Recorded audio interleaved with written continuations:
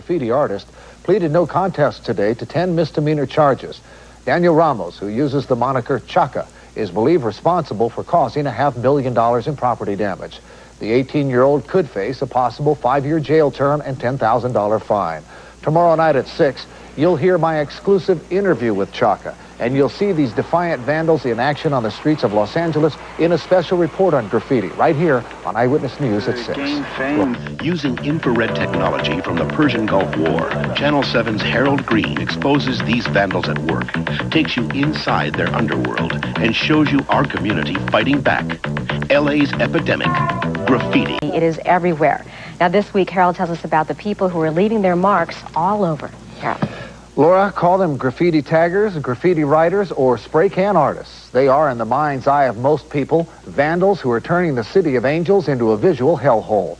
Their sole purpose is to tag other people's property with their unsightly initials, names, or gang affiliation.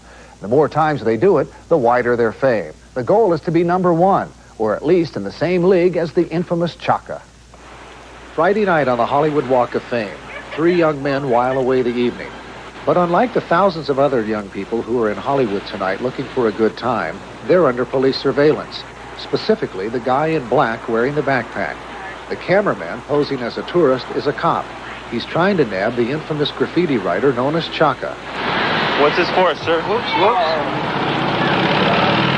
What's that? What's that? What? What is that? Did you do that? Nah, that's my friend. What's his name? Huh? What's his name? Chaka. What's your name? Daniel. According to police, Daniel is Chaka. Fuck, what an idiot. Hey, what kind of cameras did they conceal back then? You know how now they got spy cameras? Back then they had big ass cameras like this, so how the fuck do you conceal them? You put a fucking pillow over them or something? Like, there's no way to conceal them motherfuckers. But not anymore since I'm here.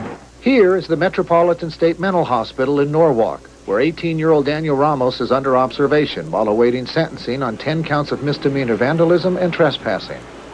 Police say his Chaka tag is linked to $500,000 damage from Orange County to San Francisco. At the height of the spraying frenzy, it seemed like Chaka could be seen on walls, freeways, lampposts, and even the main water tower in the town of Coalinga. The name Chaka comes from what? From this TV show, Land of the Lost.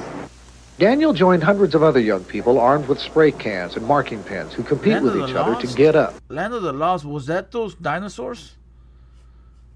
I think it was those dinosaurs, right? Land of the Lost. Somebody correct me if I'm wrong. In other words, to write their stylized nickname or tag in as many places as possible. Did you work alone? Yeah, alone. During what hours?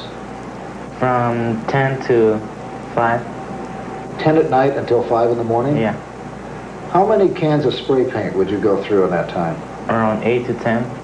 He sprayed so much that he kept a map that was marked with areas he'd already hit. Where did you guys get the money for all this spray paint?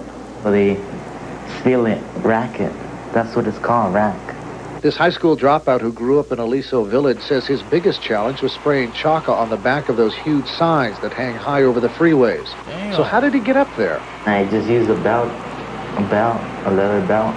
I threw it around the pole and caught it with the other hand. Made my way up there. Like a log climber? Yeah. Like a logger going up a tree? Yeah. Nobody called the highway patrol? Nobody called the police? Nobody seen me at the time. How long were you up there? For about an hour. You were on the sign for an hour and nobody saw you? Did anybody honk their horns, flash their lights, or any such thing? No. Were you wearing all black? I was doing it at 4 in the morning. 4 in the morning. Were you wearing all black or something? All black. Yeah? Kind of like the stealth tagger, huh? Yeah. He was arrested 4 times as a juvenile, but never prosecuted. The authorities say they're seeking jail time so that other taggers will get the message. I'm not gonna lie, I have tagger homies, right? Like, they've been taggers their whole life since I knew them, since we were kids and shit.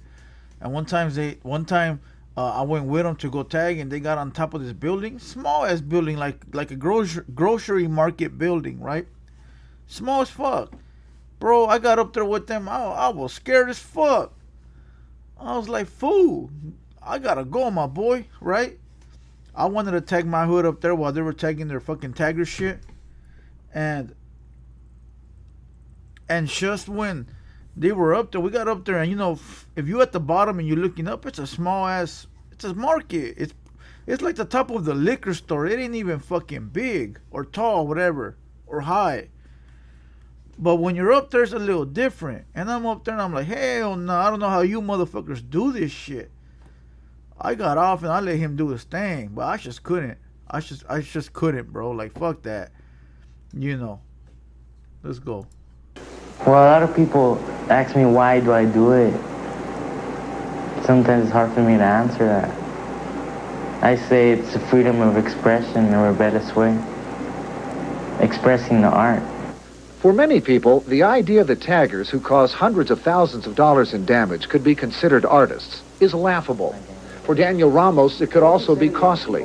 On May 1st, he could be sentenced to 5 years in jail and fined $10,000. It's no use tagging. Damn. 10 racks. That's a lot of fucking money. Back then, or jail time. The street philosopher. I hit the billboard up with some taggers before, but one false move is game over. Bro, I was inside a shopping center and I was fucking scared as fuck. Like, hell no, my boy. I'm cool on this shit. So when these motherfuckers like go up there and like in high ass places, props. Big props. Cause it takes a lot of fucking balls to do shit like that. I'm not gonna lie. Like it looks, I'm telling you, when you at the bottom, that ain't shit. But when you get up there, nah, hell nah. Salute to all them taggers. Them fools are with the business. You know, when it comes to tagging up the walls.